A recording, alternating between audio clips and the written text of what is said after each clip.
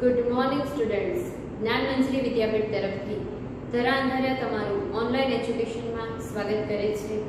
વિદ્યાર્થી મિત્રો, આપણો વિષય છે સામાજિક વિજ્ઞાન અને આપણે અત્યાર સુધીમાં જેટલા લેક્ચર જોયા એમાં 1 થી 5 પાઠનો અભ્યાસ પૂર્ણ કરી ચૂક્યા છીએ.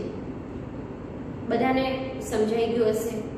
અને આ 1 થી 5 પાઠમાં તમને જે ડાઉટ રહી ગયા હોય એ તમારા હવે પછીનું જે પુનરાવર્તન છે પહેલું એમાં થઈ જાય અને તમને બધું યાદ આવી જાય, રિવિઝન થઈ જાય. એ માટે ટેક્સ્ટ બુકમાં પુનરાવર્તન 1 કરીને તમને આપવામાં આવ્યું છે, જેમાં પાઠ પહેલાથી લઈને 5મા સુધીના ટોપિકની ચર્ચા ફરી આપણે કરવાના છે, જે ટૂંકમાં કરશું અને ફરી એ મુદ્દા યાદ કરી લઈએ એ માટેનું આ પુનરાવર્તન હોય છે.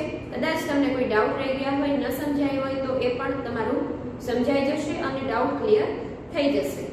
તો વિદ્યાર્થી મિત્રો, આજનો લેક્ચર આપણે પુનરાવર્તન 1 શરૂ કરીએ છીએ અને તમને બધાને આઈ હોપ કે એ 1 થી 5 પાઠમાં જે ન સમજાયું એ સારી રીતે સમજાઈ જશે અને સમજાઈ ગયું હોય તો ફરી પાછું બધું યાદ આવી જશે અને પાકું પણ થઈ જશે. તો સૌપ્રથમ આપણને આપવામાં આવ્યું છે, ચાલો ફરીથી યાદ કરીએ. તો એ બધા શબ્દો છે જે તમને ટૂંકમાં સમજાવવાના છે અથવા તમારે સમજવાના છે, તો એની વિશે આપણે વધારે વાત નથી કરતા, ટૂંકમાં વાત કરી દઈએ તો ભારતમાં સમ વેપાર પ્રણાલી એટલે કે ભારતની સાથે સાથે બીજી વેપારની એક રીત શરૂ થઈ જે અંગ્રેજો દ્વારા કરવામાં આવી હતી. બીજું છે ભારતની સંપત્તિનું વિદેશમાં આકર્ષણ. આપણે કઈ સંપત્તિની વાત કરી ચૂક્યા છે તો કે ફળદ્રુપ જમીન છે અને એમાં મબલક પાક એટલે ખૂબ જ પાક થાય છે, ઉત્પાદન સારું થાય છે અને જેમાંના રેશમી કાપડ, સુતરાઉ કાપડ, ગળી, તેજાના, મરી મસાલા, આ બધી જે ચીજ વસ્તુઓ છે, આ બધી જે આપણી કુદરતી સંપત્તિઓ છે એનું વિદેશમાં બીજા દેશોમાં આકર્ષણ છે. એટલે શબ્દ ભારતની સંપત્તિનું વિદેશમાં આકર્ષણ એવું આપ્યું છે. પછીનું છે ભારતની શાંતિપ્રિય પ્રજા. આપણા ભારતના દેશના પહેલાના શાસકોએ હંમેશા વિદેશી પ્રજાને આકર્ષી છે, બધા સાથે આપણે સાથ સહકાર આપ્યો છે, આખા વિશ્વના લોકો બધા એક બનીને રહે એવી આપણી લાગણી છે. એટલે શાંતિપ્રિય પ્રજા છે, ક્યારેય યુદ્ધમાં માનનારી નથી. પછીનો છે યુરોપમાં ભારતીય ચીજોની બહોળી માંગ. કઈ કઈ ચીજોની બહોળી માંગ હતી, ખૂબ માંગ હતી? તો અગાઉ વાત કરીએ એ મુજબ સુતરાઉ કાપડ, રેશમી કાપડ, ઊન, મરી મસાલા, તેજાના, મલમલ, ગળી, આ બધી જ ચીજ વસ્તુઓની બહોળી માંગ હતી. પછી છે જળમાર્ગની શોધ થઈ. તો આપણે આ બધી જ ચીજ વસ્તુઓ વગર યુરોપિયન પ્રજાને ચાલે તેમ નહોતું, એટલે આપણા ભારત તરફ આવવાના નવા જળમાર્ગની શોધ થઈ. પછીનું આવ્યું છે પ્લાસીનું યુદ્ધ 1757 અને બક્સરનું યુદ્ધ એટલે 1764માં થયું. પ્લાસીનું યુદ્ધ સિરાજુદ્દૌલા અને રોબર્ટ ક્લાઇવની આગેવાની હેઠળ અંગ્રેજો સાથે થયું અને તેમાં સિરાજુદ્દૌલાનું દગાખોરીથી ખૂન કરવામાં આવ્યું અને અંગ્રેજોની જીત થઈ હતી. જ્યારે બક્સરના યુદ્ધમાં મીર કાસિમ છે એ યુદ્ધમાં હારી જાય છે અંગ્રેજોની સામે અને ફરી પાછો મિર્જાફરને બંગાળનો નવાબ બનાવવામાં આવે છે. પરંતુ મિર્જાફર છે તેનું મૃત્યુ થવાથી એ સીધા અંગ્રેજો છે એ બંગાળમાં શાસન કરવાનું શરૂ કરે છે, એટલે સત્તાનો પાયો નાખે છે એવું કહી શકો. પછીની વાત કરીએ તો મૃદાવરણ. પૃથ્વી પરના 4 આવરણોની વાત. મૃદાવરણ, જલાવરણ, વાતાવરણ અને જીવાવરણ.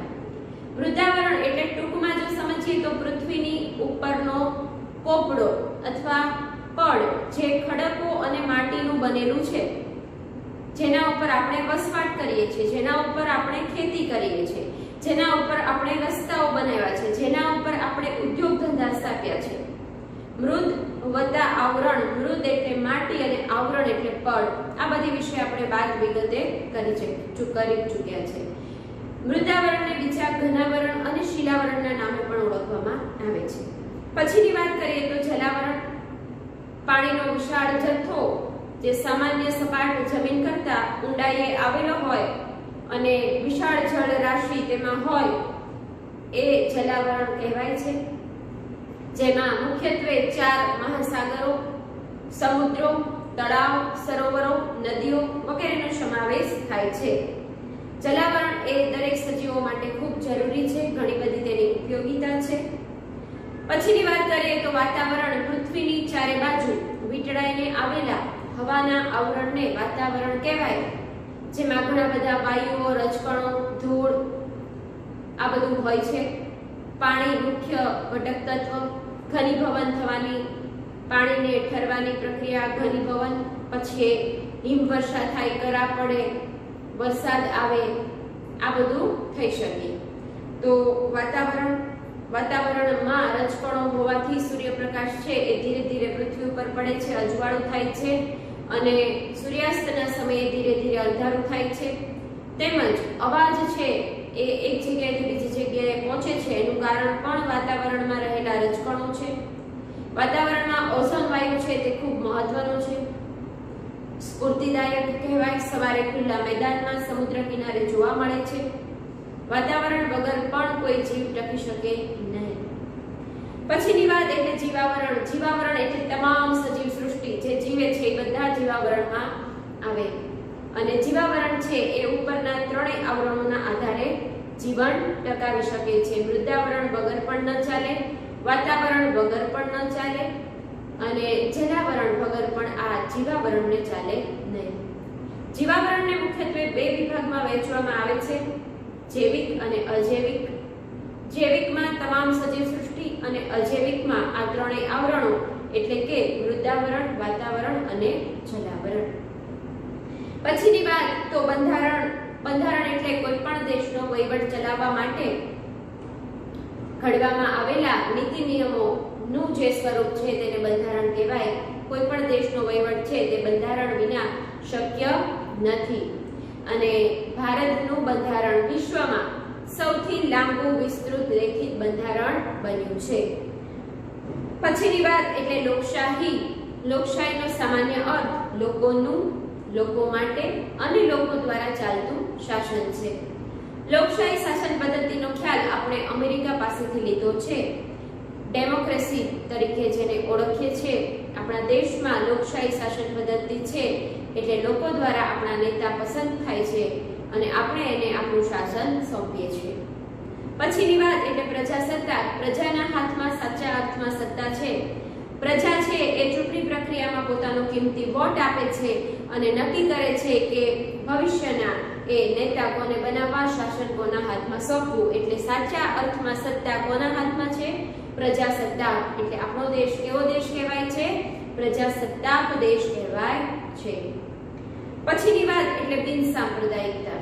ભારત દેશ છે એ બિન સાંપ્રદાયિક દેશ છે, અથવા તો એવું કહેવાય કે ધર્મનિરપેક્ષ રાષ્ટ્ર છે. એટલે શું?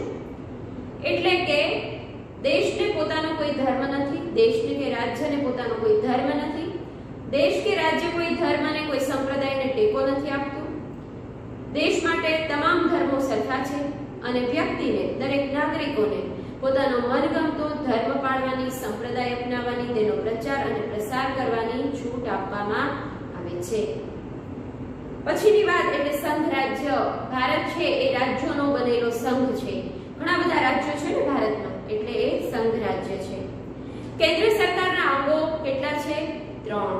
કયા કયા? ધારાસભા, કારોબારી અને ન્યાયતંત્ર. પછીની વાત વેલેસ્લીની સહાયકારી યોજના. સહાયકારી યોજના એટલે નામની સહાય હતી, સાચા અર્થમાં તો રાજાઓને ગુલામ બનાવવાની વાત હતી. સહાયકારી યોજનાને બીજી વિસ્તારવાદી યોજના પણ કહેવામાં આવે છે. અંગ્રેજો દ્વારા નામની દેખીતી રીતે સહાય હતી, પરંતુ ધીરે ધીરે રાજાઓના હાથમાં નામની સત્તા રહી ગઈ અને વેલેસ્લીએ 7 વર્ષના સમયગાળામાં સહાયકારી યોજનાઓ છે એ મધ્ય ભારત અને દક્ષિણ ભારતના કેટલાક રાજ્યો અને પ્રદેશોમાં રાજાઓને, શાસકોને અપનાવવાનું કહ્યું અને રાજાઓ આપણે એમાં ફસાઈ જાય છે અને વેલેસ્લીએ આમ અંગ્રેજોની સત્તાનો વિસ્તાર કર્યો હતો. સહાયકારી યોજના સ્વીકારનાર રાજ્યો તો સૌપ્રથમ હૈદરાબાદના નિઝામે, પછી અવધના નવાબે, પછી તાંજોર, કર્ણાટક, આ બધી જગ્યાએ આ સહાયકારી યોજનાનો સ્વીકાર થયો હતો. ડેલહાઉસીની ખાલસા નીતિ.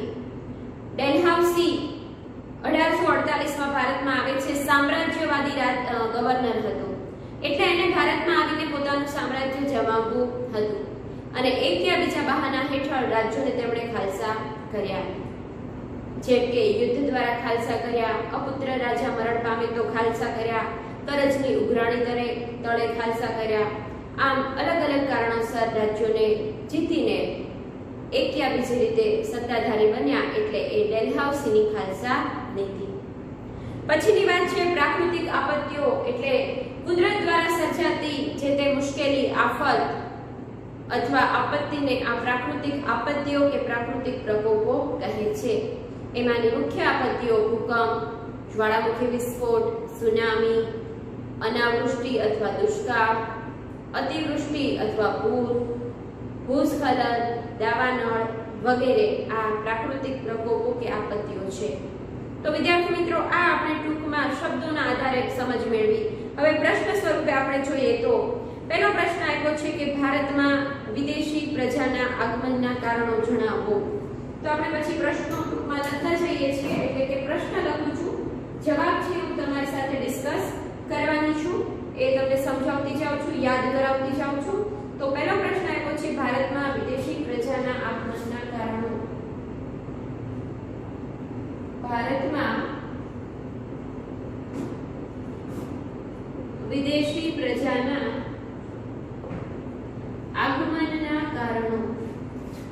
તો શા માટે આ વિદેશીઓ ભારતમાં આવવા માંગતા હતા? કારણ શું એમ? તો કે આપણને પહેલેથી ખબર છે કે ભારત દેશ માટે એવું કહેવાતું કે ભારત દેશ છે એ સોને કી ચીડિયા છે. ભારત દેશની સમૃદ્ધિ દેશ વિદેશમાં ખૂબ પ્રખ્યાત હતી. ભારત દેશ દુનિયાના દેશોમાં અજોડ હતો. બીજો એની જેવો કોઈ દેશ નહોતો. એની કોઈ કોમ્પિટિશન કરી શકે એવું હતું નહીં. સૌથી સમૃદ્ધ દેશ.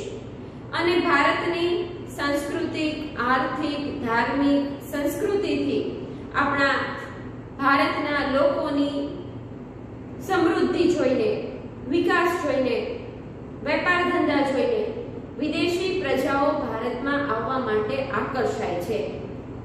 અને ભારતમાં આવીને વેપાર કરીને વધુને વધુ ધન પ્રાપ્તિ કરવાની લાલચ છે એ આ બધા દેશોમાં લાગી. લાલચ ઊભી થાય છે. લાલચ થાય છે કે આપણે ભારતમાં જઈને વેપાર કરીએ અને આપણને વધારે પૈસા મળે તો ત્યાં જવું જોઈએ, એવી લાલચ દરેકના મનમાં ઊભી થાય છે. પ્રાચીન સમયમાં, પહેલાના સમયમાં આ આરબ વેપારીઓ વાયવ્ય દિશાએથી, ભારતની વાયવ્ય દિશાએથી, એટલે હાલમાં જે પાકિસ્તાન દેશ આવેલો છે ને એ વાયવ્ય દિશાએ આવેલો છે. તમે જો ભારતનો નકશો જોયો હોય ને તો એ વાયવ્ય દિશા છે. કઈ દિશા વાયવ્ય દિશા? ઉત્તર પશ્ચિમ દિશાની વચ્ચેનો ખૂણો એ વાયવ્ય દિશા કહેવાય. તો એ વાયવ્ય દિશાએથી પહેલા જમીન માર્ગે વેપાર કરતા હતા. પરંતુ 1453માં તુર્ક મુસ્લિમોએ એ મધ્યસ્થ સ્થળ જમીન માર્ગનું જે હતું, જેનું નામ હતું કોન્સ્ટેન્ટિનોપલ, ઇસ્તાંબુલ, બીજા ઇસ્તાંબુલના નામે પણ ઓળખતા હતા, તે જીતી લીધું. એટલે એ વાયવ્ય દિશાએ થતો વેપાર છે એ બંધ થઈ ગયો અને ભારત તરફ આવવાનો રસ્તો બંધ થઈ જાય છે.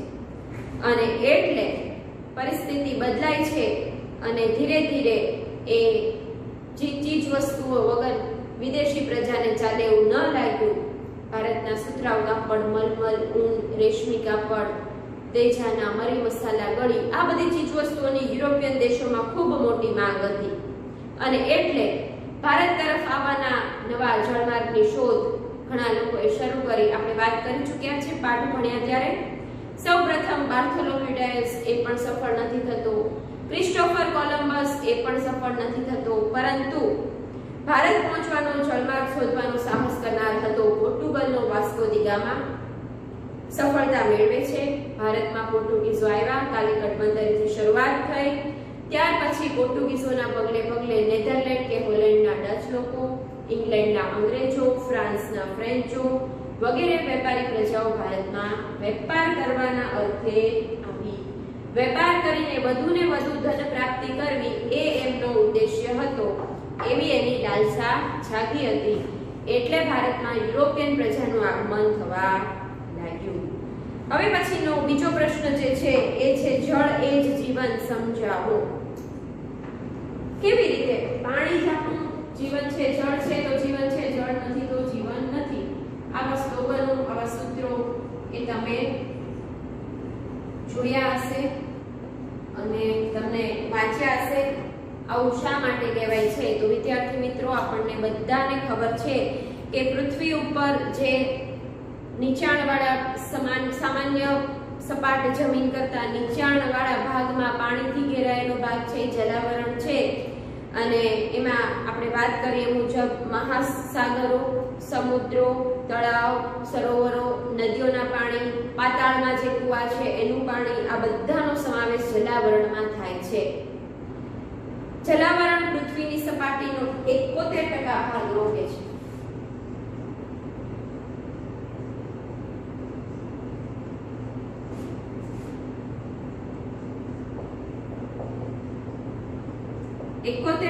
ભાગ રોકે છે, પરંતુ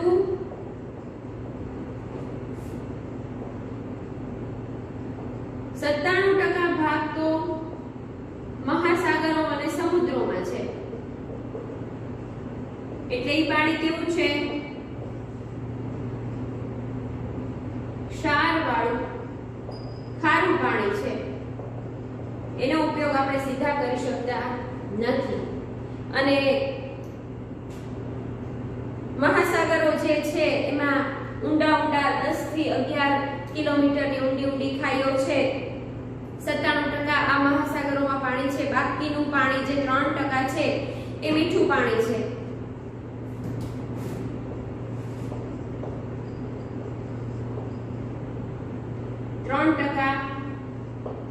મીઠું પાણી છે. પણ આ 3% માંથી તે પોણા ભાગનું પાણી તો બંને ધ્રુવો પર બરફ થઈ ગયેલું છે. એટલે ઉત્તર ધ્રુવ, બંને ધ્રુવો એટલે ઉત્તર ધ્રુવ અને દક્ષિણ ધ્રુવ, જે આગળ સૂર્યના કિરણો નહીવત પડે છે, ઓછા પડે છે, ન પડે, તાપમાન નીચું રહેતું હોય એટલે ઠંડીનું પ્રમાણ વધારે છે. ઠંડીના કારણે પાણીમાંથી એ બરફ બની જાય છે. એટલે બંને ધ્રુવો ઉપર અમુક જગ્યાએ પર્વતોના શિખરો ઉપર એ બરફ સ્વરૂપે થઈ ગયું છે. તો વાપરવા લાયક પાણી તો બહુ ઓછું છે, મીઠું પાણી. અને મીઠા પાણીના બીજા સ્ત્રોતોની વિશે વિચારીએ તો જે પાતાળમાં ભૂગર્ભમાં જે પાણી છે એ કુવા અને જે બોર દ્વારા આપણે ખેંચી શકીએ છીએ. એ સિવાય તળાવ, સરોવરો, નદીઓનું પાણી અને એના ઉપર બંધ બાંધીને આપણે વાપરતા હોઈએ છીએ. અને પાણીનો મુખ્ય સ્ત્રોત તમે ગણો આ જલાવરણનું પાણી આવવાનું તો એ વૃષ્ટિ કે વરસાદ છે. વરસાદ આવે તો વરસાદનું પાણી છે એ કુવામાં આવે, બોરમાં આવે, તળાવમાં આવે, સરોવરમાં આવે અને એ પાણીનો આપણે ઉપયોગ કરી શકીએ. તો આ પીવાલાયક મીઠું પાણી ખૂબ જ ઓછું હોવાથી એવું કહેવાય કે જળ એ જ જીવન છે. પાણી વિના કોઈને જીવન શક્ય નથી. તો આમ પૃથ્વી પર કુલ લગભગ તમે ગણો તો 0.5% જેટલું પાણી છે. અને એને આપણે સાચવીને કરકસરપૂર્વક વાપરવું જોઈએ અને પાણીના બચાવવાની રીતો પણ અપનાવવી જોઈએ કે જેથી કરીને પાણીનો દુરુપયોગ થતો અટકાવી શકાય. પછીની વાત કરીએ તો ત્રીજા પાઠની વાત એટલે કે લોકશાહી શાસન પદ્ધતિ, જેમાં આપણે અગાઉ વાત કરી ચૂક્યા છે. ભારતની બંધારણની મુખ્ય વિશેષતાઓમાં એક એટલે આ લોકશાહી શાસન પદ્ધતિ. લોકોનું, લોકો દ્વારા, લોકો માટે ચાલતું શાસન. 18 વર્ષ કે તેથી વધુ ઉંમરની વ્યક્તિ ગમે તે જાતિ, ધર્મ, ભાષા બોલતી હોય અને અપનાવેલ હોય તેમ છતાં 18 વર્ષ પછી ભારતના નાગરિકને મતાધિકાર પ્રાપ્ત થાય છે. અને ચૂંટણીમાં સામાન્ય ચૂંટણી દર 5 વર્ષે થાય છે અને ચૂંટણીમાં મત આપવાનો અધિકાર ધરાવે છે. અને દેશનો કોઈ પણ નાગરિક ધર્મ, જાતિ, વર્ગ, સ્ત્રી કે પુરુષના ભેદભાવ વિના ચૂંટણી લડવાનો પણ અધિકાર ધરાવે છે. અને લોકોએ ચૂંટેલા પ્રતિનિધિ જ લોકોને જવાબદાર રહીને દેશનું શાસન ચલાવે છે. એટલે શું? તો કે લોકો જેને વોટ આપે છે, વધુ વોટથી જે જીતે છે એ વ્યક્તિ આગળ જતા જે તે પદ ઉપર આવે છે અને એ વહીવટ સંભાળે છે. એટલે લોકશાહી શાસન પદ્ધતિ તેને કહેવામાં આવે છે. જેને અંગ્રેજીમાં ડેમોક્રેસીના નામે ઓળખવામાં આવે છે.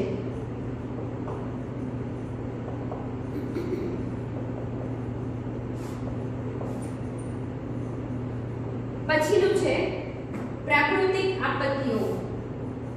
અગાઉ વાત કરી ચૂક્યા છે એટલે ટૂંકમાં વાત કરશું. પ્રાકૃતિક આપત્તિઓ એટલે કુદરતી રીતે જે આફત, મુસીબત કે આપત્તિ આવે એને પ્રાકૃતિક આપત્તિઓ કહેવાય. જેમ કે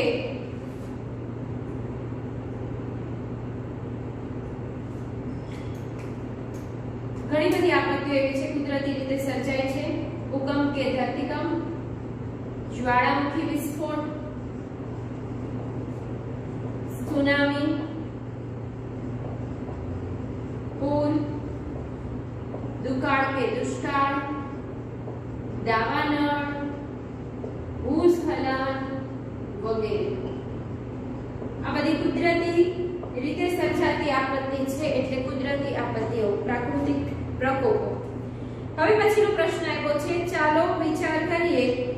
તો એ પ્રશ્નો આપણે ડિસ્કસ કરવાના છે. પહેલો પ્રશ્ન છે એમાં, ભારતમાં વિદેશી વેપારીઓ સત્તા સ્થાપવામાં સફળ થયા, શા માટે? તો વિદ્યાર્થી મિત્રો, આપણને બધાને ખબર છે કે ભારતમાં પરિસ્થિતિ કેવી હતી. તો કે ભાઈ ભારતમાં પરિસ્થિતિ એવી હતી કે રાજાઓમાં સંપ હતો નહીં. રાજાઓ અંદરો અંદર ઝઘડા કરતા હતા. આપણે પ્રશ્ન લખી લઈશું, ભારતમાં વિદેશી વેપારીઓ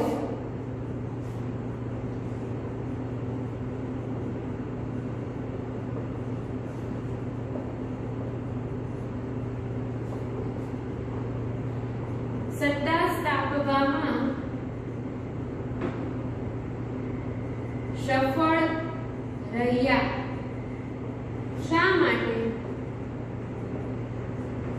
તો વિદ્યાર્થી મિત્રો, અગાઉ વાત કર્યા મુજબ ભારત પહેલા અલગ અલગ રજવાડાઓમાં વહેંચાયેલો દેશ હતો. રાજાઓ દ્વારા શાસન ચાલતું હતું, રાજાશાહી હતી. 562 જેટલા દેશી રજવાડાઓ હતા. રાજાઓમાં એકતા નહોતી, સંપ નહોતો અને રાજાઓ એક પ્રદેશના રાજા બીજા પ્રદેશના રાજા ઉપર રાજાની સાથે યુદ્ધ કરતા અને એનો પ્રદેશ મેળવવાની ઈચ્છા રાખતા. એટલે પ્રજા અંદરો અંદર જ ઝઘડા કરતી હતી. સંપ અને એકતા નહોતા. ભારત દેશ મારો દેશ છે એવું એ માનતા નહોતા. માત્ર પોતાના રાજ્ય, પોતાના પ્રદેશ પૂરતું એ સીમિત હતું. અને રાજાઓને હરાવવા માટે અંગ્રેજો પાસે તાલીમ પામેલું લશ્કર હતું, સૈન્ય હતું, આધુનિક હથિયારો હતા અને એ હથિયાર એ તાલીમ પામેલા સૈનિકો દ્વારા આપણા રાજાઓનું જે લશ્કર હોય એ પાછા પડતા હતા. એ ઉપરાંત અંગ્રેજો દ્વારા કેટલાક ગવર્નરો આવ્યા, તેના દ્વારા કેટલીક યોજનાઓ અમલમાં મૂકવામાં આવી, જેમ કે સહાયકારી યોજના, ડેલહાઉસીની ખાલસા નીતિ. આ બધા દ્વારા, આ યોજનાઓ દ્વારા રાજાઓ માત્ર નામના રાજા રહી ગયા અને આમ અંગ્રેજોનું સૈન્ય નાનું હોવા છતાં આપણા રાજાઓના મોટા સૈન્ય હોવા છતાં એના અંગત વ્યક્તિ દ્વારા એમની સાથે છેતરપિંડી કરવામાં આવે છે, એમની સાથે દગાખોરી કરવામાં આવે છે. રાજાઓ આપણા લોકો છે એમાં વિશ્વાસ મૂકી શકે એવા વફાદાર આપણા સેનાપતિ નહોતા. આપણે વાત કરી ચૂક્યા છે, પ્લાસીના યુદ્ધમાં મીર જાફર છે એને નવાબ બનાવવાની લાલચ આપે છે અને એ રાજાની વિરુદ્ધમાં લડત લડે છે અને રાજા મૃત્યુ પામે છે. જ્યારે અંગ્રેજોને વફાદાર સૈનિકો હતા, સેનાપતિ હતા. તો આ કારણોસર વિદ્યાર્થી મિત્રો, આ ભારતમાં વિદેશી વેપારીઓ સત્તા સ્થાપવામાં સફળ રહ્યા.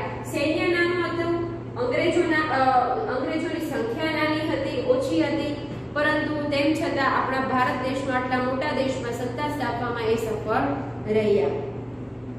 હવે પછીનું જે છે, અંગ્રેજી સુધારા ભારત માટે ઉપયોગી પુરવાર થયા, શા માટે?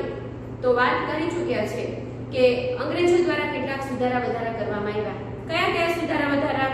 તો કે ડેલહાઉસીના સમયની વાત કરીએ તો ડેલહાઉસીએ સત્તા સામ્રાજ્ય જમાવવા આવ્યો હતો, સત્તા જમાવવા આવ્યો હતો. એટલે ડેલહાઉસીએ રાજ્યોને અલગ અલગ કારણોસર જે ખાલસા કર્યા, પછી આખા ભારતમાં એણે સત્તાનો વિસ્તાર કર્યો, પછી એને ઘણી બધી સુવિધાઓની જરૂર પડી.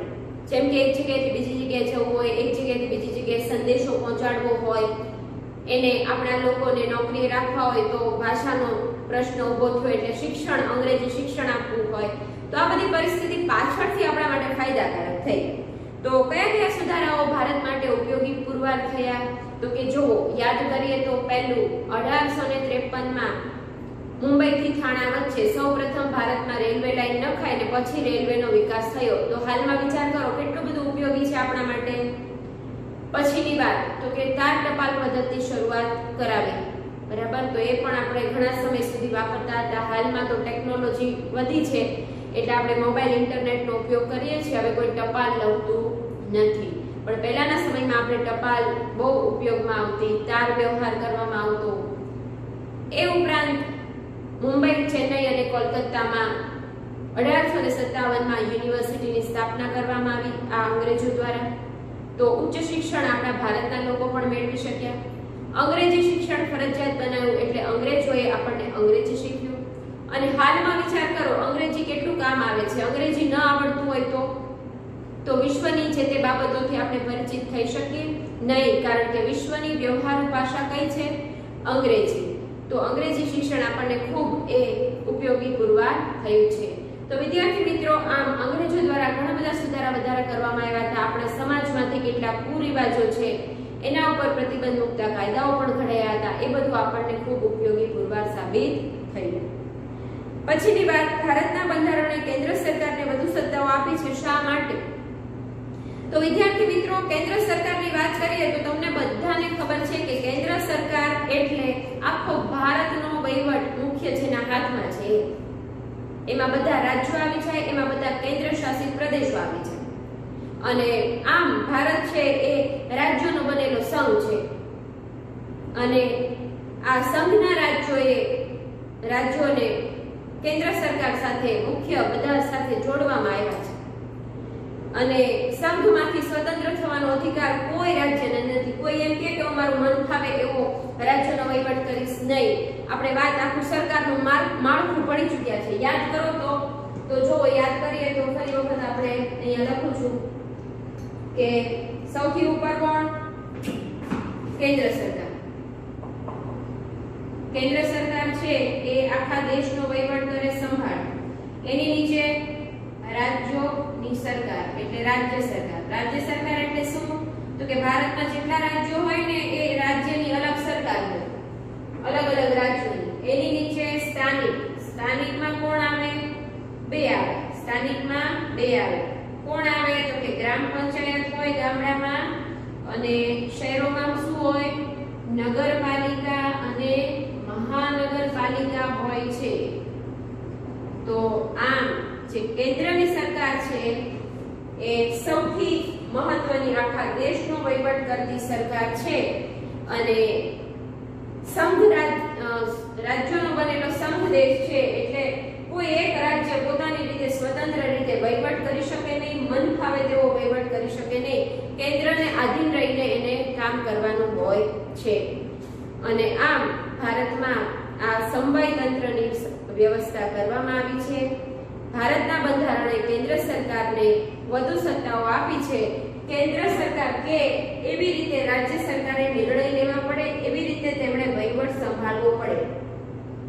એટલે સાચા અર્થમાં મુખ્ય સરકાર દેશની કઈ? કેન્દ્ર સરકાર. બરાબર, આપણે વાત પણ કરી ચૂક્યા છે. કેન્દ્ર સરકાર 97 વિષયોમાં કાયદા ઘડે નિર્ણયો કરી શકે. રાજ્ય સરકાર છે એ 66 વિષયોમાં કરી શકે. અને કેન્દ્ર વત્તા રાજ્ય એ ભેગા મળીને જેમાં નિર્ણયો કરે, કાયદાઓ બહાર પાડે, એ 47 વિષયો છે. તો આમ તમે જુઓ તો કેન્દ્ર પાસે વધારે સત્તા રહેલી છે. કેન્દ્રનો વહીવટ મુખ્ય વહીવટ આખા દેશનો વહીવટ ગણાય. પછીનો પ્રશ્ન, માનવીના વિકાસના કારણે તમામ આવરણોને શું નુકસાન પહોંચે છે? તો જો માનવી છે પોતાની સ્વાર્થ વૃત્તિના કારણે પૃથ્વી પરના આવરણોને અસર કરી રહ્યું છે. કેવી રીતે? વિચાર કરો તો કે ભાઈ મૃદાવરણ છે એને ઘણા બધા કારણોસર એ પ્રદૂષિત કરે છે. કઈ રીતે? તો કે વધુને વધુ ઊંડું ખોદકામ કરીને, ખેતીમાં જંતુનાશક દવાઓ, રાસાયણિક ખાતરોનો વધુને વધુ ઉપયોગ કરીને, એ ઉપરાંત આ મૃદાવરણ પર ઘન કચરો નાખવામાં આવે છે, રંગ રસાયણ વાળું ગંદુ પાણી નાખવામાં આવે છે, અને આ બધા કારણોસર આ મૃદાવરણ પૃથ્વીની ઉપરનો પોપડો છે એ પ્રદૂષિત થઈ રહ્યો છે. એવી રીતે બીજા આવરણની વાત કરીએ તો જલાવરણ સૌથી અગ્રસ્થાને જો પ્રદૂષણ કોઈ હોય તો એ જળ પ્રદૂષણ છે. હાલમાં ઉદ્યોગોનું ગંદુ રસાયણવાળું પાણી જલાવરણમાં એ જળાશયો આસપાસમાં જે આવેલા હોય ત્યાં છોડી દેવામાં આવે છે, ભેળવી દેવામાં આવે છે. ઘન કચરો પાણીમાં નાખવામાં આવે છે, પ્લાસ્ટિક ને એવું નાખવામાં આવે છે. સ્ટીમરોમાંથી જે ઓઇલ નીકળે છે એ પણ એમાં ભળવાથી કેટલાક જળચર પ્રાણીઓ છે એને નુકસાન થઈ રહ્યું છે. અને આમ જલાવરણ છે એ વધુ ને વધુ પ્રદૂષિત થાય છે. તમે જુઓ તો આસપાસમાં બધે જ્યાં તળાવ હોય, સરોવર હોય, નદીનો કિનારો હોય ત્યાં આગળ ઢોરને નવરાવતા હોય, વાહનો ધોતા હોય, ઘણા ગામડાના લોકો વાસણ કપડા ત્યાં કિનારે માંજતા હોય છે, સાફ કરતા હોય છે. આ બધું પ્રદૂષણ વધારે છે. તો મૃદાવરણ પ્રદૂષિત થઈ રહ્યું, જલાવરણ અને વાતાવરણ પણ પ્રદૂષિત થઈ રહ્યું છે. વાતાવરણમાં ઉદ્યોગ ધંધાનો ધુમાડો ભળે છે, વાહનોનો ધુમાડો ભળે છે, ઇલેક્ટ્રોનિક્સ આઇટમ જે આપણે વાપરીએ છીએ એમાંથી ઝેરી વાયુઓ, ગ્રીન હાઉસ વાયુઓ નીકળે છે, મિથેન છે, ક્લોરોફ્લોરોકાર્બન છે, નાઇટ્રોજન છે. આ બધું વાતાવરણને ગરમ કરનારા વાયુઓ છે. તો વાતાવરણ વધુ ને વધુ ગરમ થાય છે એટલે ગ્લોબલ વોર્મિંગની સમસ્યા સર્જાય છે અને ગ્લોબલ વોર્મિંગની અસર દુનિયાના બધા દેશોએ ભોગવવી પડે એવી પરિસ્થિતિ અત્યારે ઊભી થઈ છે. તો માનવીને પોતાનો વિકાસ સાધવાની સાથે સાથે આ તમામ આવરણોને તેમણે નુકસાન કર્યું છે. પછીની વાત એટલે યુરોપિયનોને ભારતમાં આવવાનો નવો જળમાર્ગ શોધવાની જરૂર શા માટે પડી એવો પ્રશ્ન આપ્યો છે. તો વિદ્યાર્થી મિત્રો, આપણને બધાને ખબર છે કે યુરોપિયન દેશોમાં ભારતની કેટલીક ચીજ વસ્તુઓની ખૂબ મોટી માંગ હતી. કઈ કઈ ચીજ વસ્તુઓની માંગ હતી? તો ભારતના તેજાના, મરી મસાલા, ગળી, મલમલ, સુતરાઉ કાપડ, રેશમી કાપડ, ઊન, આ બધી ચીજ વસ્તુઓને વગર યુરોપિયન પ્રજાને ચાલે તેમ હતું નહીં. અને પહેલાના સમયમાં જે વેપાર થતો હતો જમીન માર્ગે એનું મુખ્ય સ્થળ એટલે કે કોન્સ્ટેન્ટિનોપલ અથવા તો એને ઇસ્તંબુલ કહેવાય છે, તે તુર્ક મુસ્લિમોએ જીતી લીધું. અને એ કારણોસર ભારતમાં હવે નવા જળમાર્ગ શોધીને ભારતમાં વેપાર કરવા અને ધન પ્રાપ્તિ કરવા તેમજ આ ભારતની ચીજ વસ્તુઓને મેળવવા માટે આ વિદેશી પ્રજા હવે પ્રયત્નો કરવા લાગી. અને જેમાંનો પ્રથમ પ્રયત્ન કરનાર જો કોઈ હતું તો એ હતા બાર્થોલોમ્યુ ડાયસ. તેમને સ્પેનના રાજાની મદદ મળે છે, એમનો પ્રવાસ શરૂ કરે છે અને દક્ષિણ આફ્રિકાના ખૂણાનું જે છેલ્લું સ્થળ હતું ત્યાં આગળ એની યાત્રા પૂરી કરે છે, જે સ્થળને નામ આપવામાં આવ્યું કેપ ઓફ ગુડ હોપ, એટલે કે સારી આશાની બુશીર કે જગ્યા. કેપ ઓફ ગુડ હોપ જઈને એમની યાત્રા પૂરી થઈ જાય છે. ત્યાર પછી બીજો પ્રયત્ન કરનાર હતો ક્રિસ્ટોફર કોલંબસ. એ ઇટાલીનો રહેવાસી હતો. એ પોતાની યાત્રા શરૂ કરે છે અને અજાણતા અકસ્માતે અમેરિકા જઈને ચડે છે. પણ પોતે જીવો ત્યાં સુધી એવું જ માને છે કે આ જ ભારત છે અને મેં જ હિન્દુસ્તાનની શોધ કરી છે. અને એ કારણોસર અમેરિકાના મૂળ વતનીઓ રેડ ઇન્ડિયન તરીકે ઓળખાય છે અને ટાપુના કેટલાક પ્રદેશો વેસ્ટ ઇન્ડીઝ એવું નામ આપવામાં આવ્યું છે. પરંતુ આ વાતનો ખુલાસો અમેરિકાના રહેવાસી જેનું નામ હતું અમેરિગો વેસ્પુચી તેમણે કર્યું. તેમણે કહ્યું કે આ અમેરિકા છે, હિન્દુસ્તાન નથી. તો અમેરિગો વેસ્પુચી દ્વારા આ વાતનો ખુલાસો કરવામાં આવ્યો. અને ત્યાર પછી ત્રીજો જે પ્રયત્ન કરનાર હતો જે હતો પોર્ટુગલનો વાસ્કો દી ગામા. તે પોર્ટુગલના લિસ્બન બંદરેથી પોતાની યાત્રા શરૂ કરે છે. કેપ ઓફ ગુડ હોપથી આગળ વધી મોઝામ્બિકથી થઈ હિન્દ મહાસાગરમાં એનું વહાણ ચક્કર લગાવતું હતું અને ત્યાં આગળ તેમને ભારતનો, હિન્દુસ્તાનનો એક ખલાસી મળે છે જેનું નામ હતું મોહમ્મદ ઇબ્ન મજીદ. એમને એ વાત કરે છે કે મારે ભારત હિન્દુસ્તાન તરફ જવું છે, કઈ બાજુથી જઈ શકાય. અને આ ખલાસી જેનું નામ મોહમ્મદ ઇબ્ન મજીદ હતું તેમણે તેને મદદ કરી અને એ દક્ષિણ આફ્રિકાના કાલિકટ બંદરે ત્યાં પહોંચાડે છે. એટલે પોર્ટુગીઝોમાંનો વાસ્કો દી ગામા સૌપ્રથમ ભારતનો નવો જળમાર્ગ શોધીને ભારતમાં કાલિકટ બંદરે આવી ચડ્યો હતો. અને આમ આ યુરોપિયનોએ ભારત આવવાનો નવો જળમાર્ગ શોધી કાઢ્યો, કારણ કે એમને વેપાર કરવો હતો, ધન પ્રાપ્તિ કરવી હતી અને ભારતની વિવિધ ચીજ વસ્તુઓ મેળવવી હતી. પછીની વાત કરીએ તો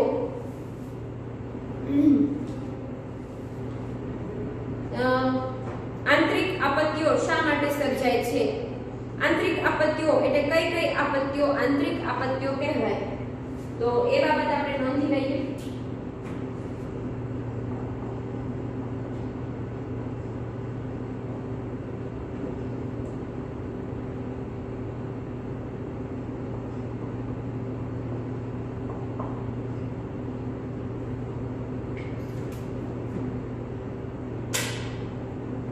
આંતરિક આપત્તિઓમાં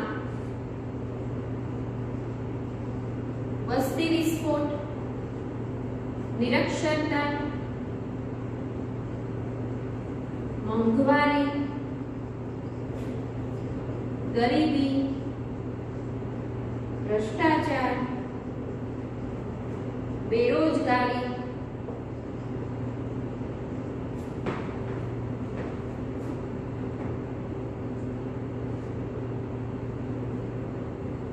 આતંકવાદ,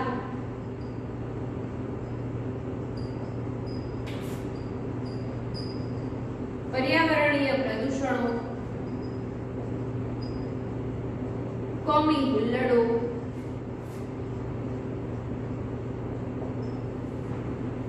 ગેસ ગળતર,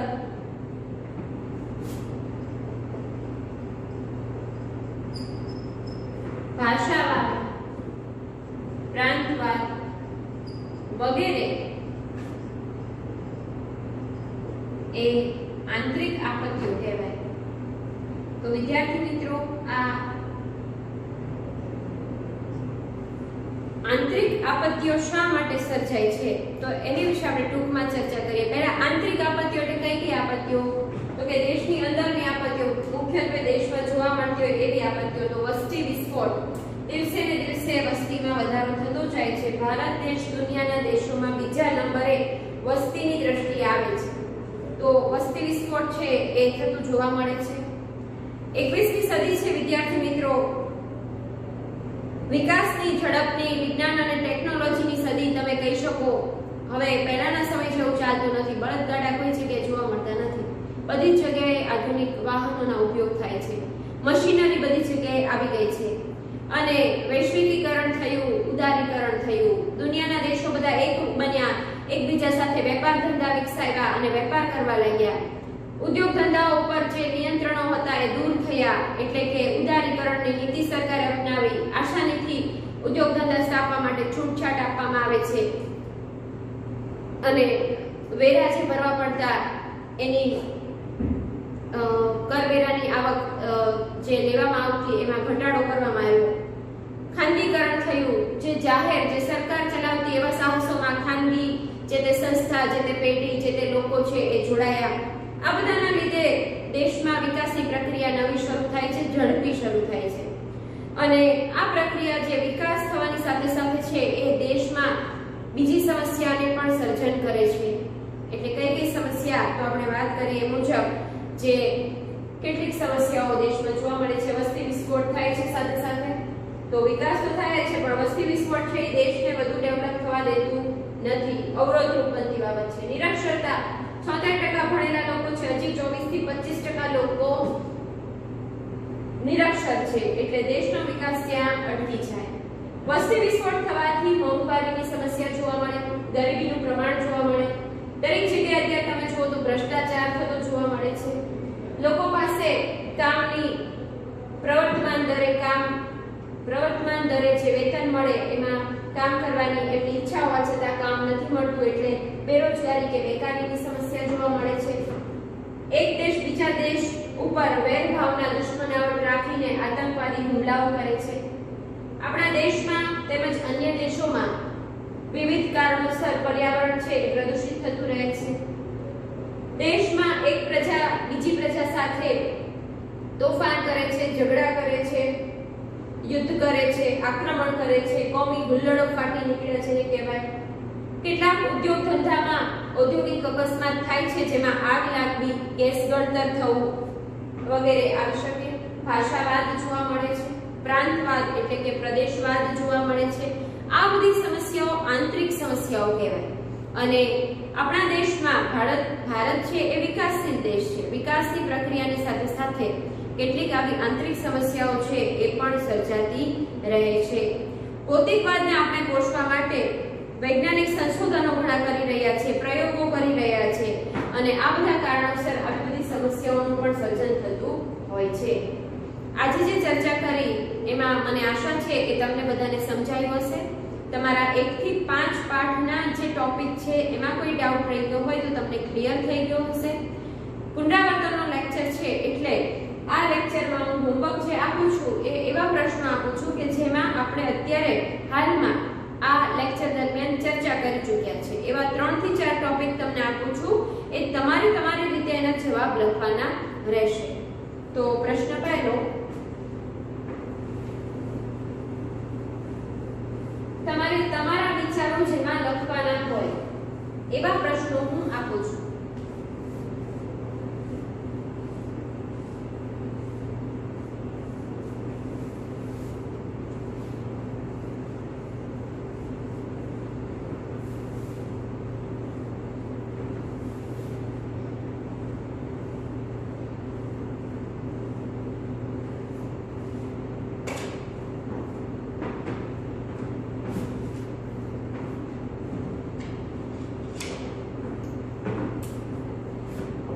પ્રશ્ન પહેલો, તમારા ગામ કે શહેરમાં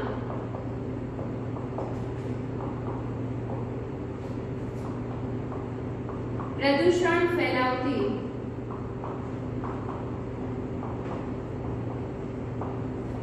કોઈ ફેક્ટરી કે મિલો ચાલે છે તો તેના દ્વારા થતા પ્રદૂષણને રોકવા તમે શું કરશો જણાવો. બરાબર, તમારે તમારા વિચારો એમાં લખવાના છે. પછીનો પ્રશ્ન,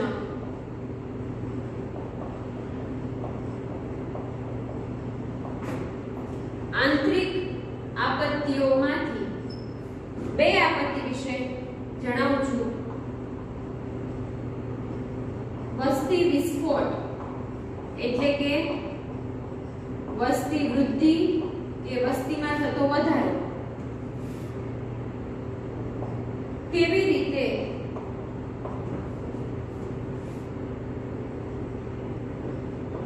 અન્ય સમસ્યાઓ સર્જે છે જણાવો.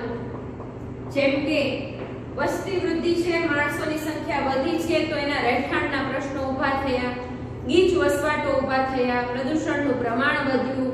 આ બધી સમસ્યાઓ કહેવાય અન્ય સમસ્યાઓ. તો કેવી રીતે સર્જાય છે ને એના લીધે પર્યાવરણને કેવી અસર થઈ, એના લીધે મૃદાવરણ, જલાવરણ, વાતાવરણને કેવી અસર થઈ, આ બધું તમારે લખવાનું છે. પણ મેઇન શું છે? વસ્તી વૃદ્ધિ એટલે વસ્તીમાં થતો વધારો, વસ્તી વિસ્ફોટ, વસ્તીમાં વધારો, વસ્તી વિસ્ફોટ, એના લીધે અન્ય સમસ્યાઓ વિશે તમારે લખવાનું છે. કેવી રીતે શું થાય. અને એક પ્રશ્ન છે આપું છું,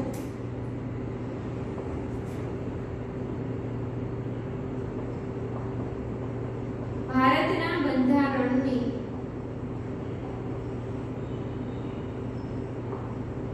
મુખ્ય વિશેષતાઓ જણાવી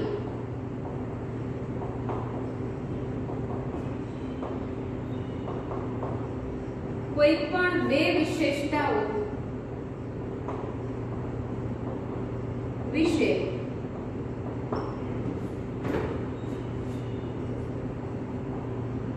વિગતે નોંધ લખો. બરાબર, તો આ પ્રશ્નો છે એ પુનરાવર્તન જે આપણે કર્યું તેના આધારે મેં તમને આપ્યા છે. આઈ હોપ કે તમને બધાને આ પ્રશ્નોના જવાબ આવડશે. તમારી રીતે લખવાના છે. કોઈ એક લખે ને પછી ફોરવર્ડ કરે ને બધા પાછા એના ક્લાસમેટ કે એના ફ્રેન્ડ લખી લે એવું નહીં કરતા. પોતાના વિચારો પોતાની રીતે વિચારીને લખજો. Good bye, take care.